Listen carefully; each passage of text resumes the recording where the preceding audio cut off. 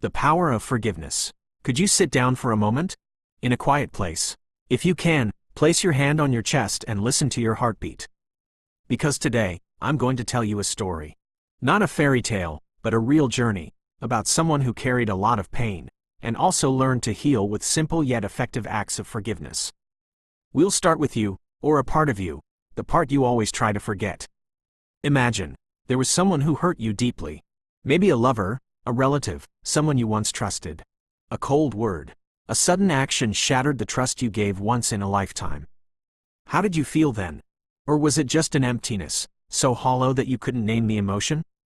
If you still remember, then you're already stronger than many people. Because many people, like Emily, the character in the story I'm about to tell, chose to forget. Forget to live, forget to stop the pain. But strangely, the more we try to forget, the more we're haunted. Emily is an ordinary woman, 32 years old. She has long black hair, a gentle smile, and eyes that have learned to hide tears very cleverly. She used to believe in love. Believed that if she lived kindly, without harming anyone, life would be gentle with her. But then one day, when she got home, in the small kitchen still smelling of cooked soup, Emily found a piece of paper. Not long, just a few lines written. "I'm sorry. I can't continue anymore. Maybe this is better for both of us." The man, whom she thought would go through youth and tired years with her, left. Without a word, without a final hug, without any explanation, just a silence that Emily later realized wasn't in the room, but in her own heart. The following days were a blur. She acted like nothing happened. Still went to work, still asked about everyone, still played the role of a normal person. Only when night fell did she face herself, alone. Angry voices.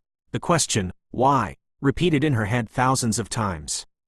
Sometimes she blamed herself. Am I not good enough? Sometimes she blamed him. Why choose such a cruel way to leave? Sometimes she blamed the whole world. Why am I the one who gets hurt? And then, sometimes, Emily just wanted to disappear. Have you ever felt that way? When the pain is too great to name, you don't even want to find an explanation anymore. You just want silence. But in that silence, anger begins to grow. It's not loud. There's no explosion. It just smolders, like a small flame burning away trust, love of life, and the ability to love. She carried that anger for 2 years. No one noticed, but everyone said, "Emily looks so thin lately." She didn't just lose weight physically, but also in her soul. One day, in a group discussion about healing and nature, an older woman looked straight into Emily's eyes and asked, "Have you forgiven him yet?" "No, and I never will. Because forgiving means accepting what he did. Forgiving means acting like nothing happened. And I can't do that." The woman smiled. "No, dear. Forgiving doesn't mean saying what they did was right. Forgiving isn't letting them off the hook. Forgiving is setting yourself free." Those words, seemingly simple, haunted Emily for many months afterward. Forgiving is setting myself free? She started reading more about forgiveness. She learned that anger, if held onto for too long, can cause insomnia, anxiety, depression, and even illness. She realized she was trapped in a prison of negative emotions. And the only key holder was herself. Memories of unspoken burdens. I want you to imagine a moment etched in your life. Maybe an afternoon you sat alone after an argument, a look that hurt you, or simply a quiet moment where you heard yourself breaking inside. That pain, do you still remember it? No need to answer me. I know. Pain never truly leaves if we haven't faced it. We often hide it behind smiles, behind bright clothes, behind daily busyness. But at night, when all the sounds outside fade, that's when memories start to speak. I carried a memory like that for many years. A crack so deep that I forgot who I was before. I remember that feeling as clearly as if it happened yesterday, the feeling of being betrayed by the person I trusted most. I remember promising myself, I will never forgive. Never. But you know what? That very promise, thought to be a shield to protect my heart, became the chain that imprisoned my soul. The tighter I held on to anger, the more exhausted I felt. My mind was like a dark room, and every time I thought of that person, I closed another door, and another, until no light could enter. I know, maybe you're also carrying dark rooms like that in your heart. Maybe you're still wondering, how can I forgive someone who hurt me so deeply? When forgiveness is a gift you give yourself. Forgiving doesn't mean forgetting what happened. It's not condoning or denying the pain. Forgiving isn't declaring that everything is okay. No, forgiving is when you stand before the pain, without turning away, without avoiding, and gently place your hand on it and say, I don't want to let it control me anymore. Forgiving is a gift you give yourself. It took me many years to realize that.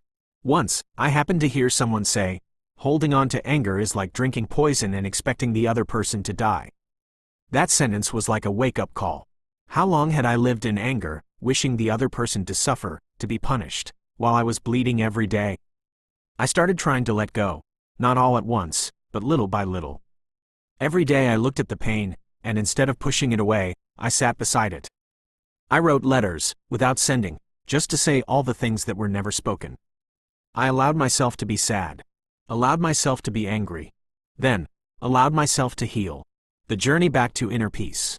When I started learning to forgive, I realized something. Forgiveness doesn't happen overnight. It's not a miracle. It comes like a small seed, sometimes sown under layers of deep hurt, doubt, and fear that, if I let go, will I betray myself? But you know what? Forgiving doesn't make you weak. On the contrary, it requires extraordinary courage. Courage to sit with pain without running away. Courage to look at the person who hurt you and say, I no longer give you the power to control my life. And most importantly, the courage to say to yourself, I deserve peace. I started focusing inward. Every morning I woke up, I asked myself, how do I want to feel today? And every night before sleeping, I wrote down 3 things I was grateful for, even if it was just the birds outside the window, or the gentle light through the curtains. I realized, forgiving isn't just an act. It's a choice repeated every day. Not because others deserve forgiveness, but because I deserve freedom. When old wounds tell you a new story. One day, I looked at an old photo, where I smiled but my eyes were empty. I realized, the person in the photo was no longer me. And then I wondered, if my pain could speak, what story would it tell? You should also try asking that. Sometimes, old wounds don't come to make you fall, they come to awaken you. They remind you that this heart once loved deeply, once trusted foolishly, and was hurt to the core. But it still beats. It's still here, and it can still recover. Forgiveness is learning to retell your own story, not from the position of a victim, but from the position of a survivor, of someone who has grown, of someone who is healing. Forgiving yourself, the ultimate gift of compassion. Throughout the process of forgiving, I realized something else. Perhaps the hardest thing isn't forgiving others, but forgiving yourself. I used to blame myself immensely. For being too trusting, for not being stronger. For a long time, I lived in the what-if questions. But you know what? No one can go back and rewrite the past. But anyone can start now and rewrite the future. I started learning to embrace the child within me. The child who was hurt, who was afraid, who was lost. I told her, you did your best in your circumstances. And now, you're allowed to let go. I wrote myself a letter. I told her everything. And then I ended with a simple sentence. I forgive myself. When forgiveness becomes a path of light. From then on, I carried forgiveness like a small light in my heart. Every time I saw someone hurt, I understood they were fighting a battle I couldn't see. Every time I heard a hurtful word, I no longer reacted harshly. I asked, where does that person hurt? Forgiveness for me is no longer a destination, it's a companion. It's a whisper in moments when I want to be angry. It's a gentle hand holding me back when I want to run away. You can start today. You don't have to forgive all at once. Just a small step, like a kind word, a hug, a gentle silence instead of a harsh reaction. When people truly forgive, the world changes. There was a man named Nelson Mandela. He spent 27 years in prison for fighting against injustice, for standing up for the rights of his people. 27 years. Try to imagine, nearly 3 decades imprisoned by a cruel system of discrimination, deprived of freedom, treated like an enemy in his own homeland. When he was free, everyone expected him to take revenge. The anger accumulated over the years would turn into hatred, retaliation. But he didn't do that. Instead of nurturing hatred, he chose to forgive. Nelson Mandela once said, as I walked out the door toward the gate that would lead to my freedom, I knew if I didn't leave my bitterness and hatred behind, I'd still be in prison. Do you see? Forgiving isn't forgetting. Forgiving is choosing not to let the past imprison your present. Forgiving is taking back your freedom, not for others, but for yourself. Returning to yourself after losses. A woman shared her story with me, a mother who lost her only son in a school violence incident. She said, The pain was indescribable. She wanted to take revenge, thought about destroying the life of the child who caused the tragedy. But then, one day, looking at her son's photo, tears streaming down her face, she wondered, will hatred bring my son back? Or will it just take away what's left of me? She chose to forgive, not because she no longer felt pain, but because she didn't want hatred to kill the rest of her heart. She started an organization to support families affected by school violence. She turned pain into action. She used forgiveness as a torch, lighting the way not only for herself but for hundreds of others. And I think that's the greatest power of forgiveness, the ability to transform pain into love. Practice. Signs you're holding on. Sit quietly for a moment. Take a deep breath. And ask your heart, is there someone I'm holding on to, not with love, but with resentment? Maybe someone who betrayed you, someone who hurt you, or even yourself, who didn't protect yourself at the right time. Write it down. No need to judge, no need to forgive immediately. Just recognize the trace. Start with awareness. You can't let go of something you're still holding on to unconsciously. Freedom is real, and it starts from your heart. I remember once holding a cracked ceramic vase, about to throw it away. But a Japanese craftsman stopped me. He said, "Don't rush. Let me mend it with gold." I was surprised. And then I learned about kintsugi, the art of mending with gold. The Japanese don't hide the cracks. They highlight them with the most precious metal, as a way of saying, wounds are part of history. And the new bonds are the eternal beauty. The wounds in your heart are also like that. You don't have to hide them. You don't have to try to be strong by pretending. Let the light of forgiveness pass through those cracks, and you'll find, in the most broken places, you shine the brightest. Steps to let go. You're not alone. You know, forgiveness isn't something that happens overnight. It's a process. But more importantly, it's a journey you're not alone on. I know, you've been hurt. You may still be afraid. But right now, as you sit here, quietly listening to every word, you're doing the bravest thing, facing your wounds instead of running away. And from here, I want you to try something. Step 1. Look straight at the pain. Don't avoid, don't deny. Look back at the old wound. Remember the moment you were hurt. Don't avoid it, don't pretend it doesn't matter. You can cry, you can be angry, you can be sad, but allow yourself to feel it truly. Because only when you're honest with yourself, healing begins. Step 2. Decide to forgive, not because they deserve it, but because you deserve peace.